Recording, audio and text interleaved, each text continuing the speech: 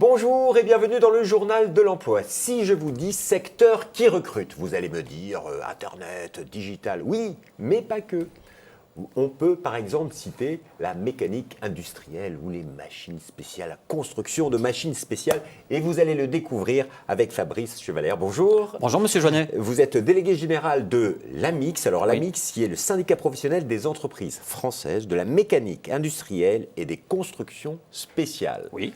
Alors, c'est très joli, c'est trop joli mot, mais qu'est-ce que cela veut dire concrètement ? Alors, la mécanique industrielle va correspondre à l'ensemble des composants ou des machines qui seront étudiés spécifiquement pour un besoin.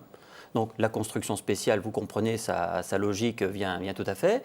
Et la mécanique industrielle, bien, au départ, c'est l'usinage. Donc, basiquement, tournage, fraisage, perçage, rectification, ce genre d'opérations vraiment initiales, et qui ont monté en puissance avec le temps. Et aujourd'hui, bien, on s'aperçoit qu'avant, quand j'étais jeune, on faisait des cubes, on faisait des cylindres avec une fraiseuse, avec un tour. Aujourd'hui, on a des machines qui sont des vraies bêtes de course, dont on va extraire de magnifiques pièces ouvragées pour faire voler un avion, par exemple. Et on a un métier qui s'est transformé là, au cours des 25-30 dernières années de façon assez spectaculaire. Donc, française, parce que nous défendons les intérêts des entreprises françaises, hein. Et puis spécial parce que on va travailler soit sur plan, soit sur cahier des charges pour véritablement coller aux besoins du client. Oui, mais alors je pose une question un petit peu idiote, mais on se dit oui, l'industrie française elle se porte mal, mais qu'est-ce qu'il représente ce secteur au final aujourd'hui ? Ce secteur au final il représente plusieurs milliards d'euros de chiffre d'affaires annuel pour un bilan exportateur net, puisque l'on considère que le taux d'export est d'environ 30 à 40%, voire un petit peu plus, selon les branches de la mécanique. Donc vous l'avez entendu, c'est un secteur important en France, oui. En France, oui, exportateur et surtout créateur de valeur. Et créateur de valeur non seulement technique, mais également humaine. Parce que l'on a des gens qui, autrefois, intégraient ce genre de métier sans aucune qualification à la force du poignet, qui intégraient avec un CAP. Aujourd'hui, on est plus arrivé sur des techniciens usineurs, techniciens outilleurs au niveau bac pro, sur du BTS, sur de MSMA, par exemple, licence, 1G, voire carrément docteur. On a des PME aujourd'hui qui ont des docteurs.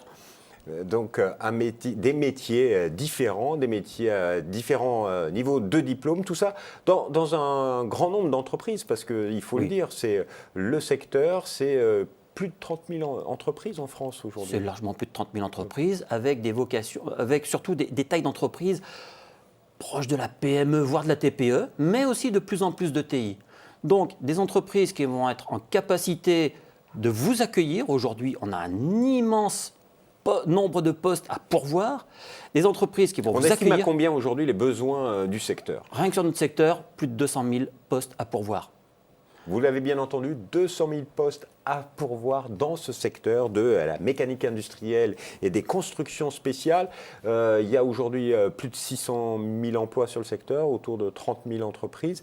Mais c'est quels métiers qui sont recherchés parce que vous nous avez cité des diplômes, mais oui. C'est pour devenir tourneur-fraiseur, c'est pour ajusteur Déjà, oui, ça peut être ce cas-là. Mais si on prenait le cycle de conception d'un produit, on va démarrer avec des compétences commerciales, technico-commerciales, parce qu'aujourd'hui, ce sont des compétences qui se font rares avec le papy-boom. Des gens qui sauront étudier un process, qui sauront étudier un produit pour le faire réaliser, donc là plutôt bureau d'études, bureau des méthodes. Des gens de terrain qui vont réaliser ces pièces-là. Des gens à chaque fois très qualifiés, parce que vous vous doutez bien qu'on ne va pas confier une machine-outil à 300 000 euros comme ça au premier venu. Oui, donc il y a énormément de formations. Il y a aussi les automaticiens. C'est un métier qui est demandé, recherché aujourd'hui. Alors, les automaticiens sont également des métiers, des fonctions comme informaticiens industriels qui sont très recherchés. Nous avons des gens qui recrutent, qui recherchent ce genre de compétences, face auxquelles nous n'avons pas toujours de CV à présenter. Alors, et tout ça, ces entreprises elles sont situées en France. Vous nous l'avez Sur l'Hexagone. Sur l'Hexagone. Mais où en France? Parce que c'est vrai que dans le digital, on est plutôt concentré dans les grandes villes. Et sur vos métiers, on peut trouver des entreprises partout en région? Partout en France. Pas forcément dans les grandes villes, évidemment, mais plutôt sur la périphérie des grandes villes, dans des petites villes, même parfois dans la campagne. Pour plein de raisons aussi bien techniques qu'historiques qu'économiques. Hein. Ou de logistique.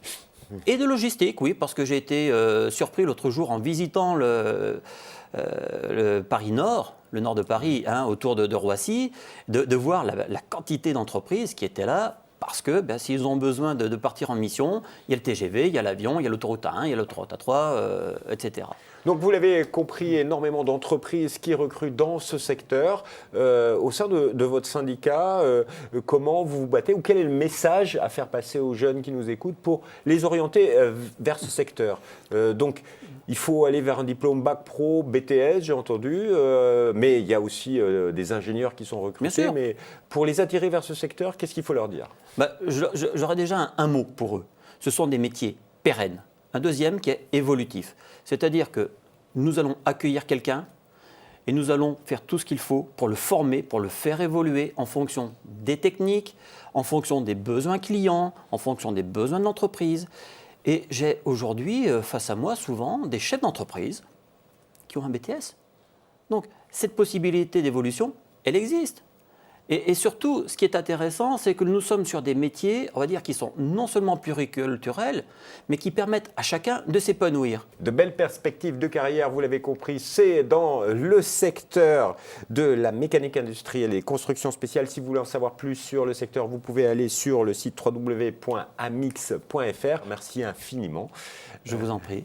Et quant à nous, on se retrouve bientôt pour un nouveau journal. Au revoir et à bientôt.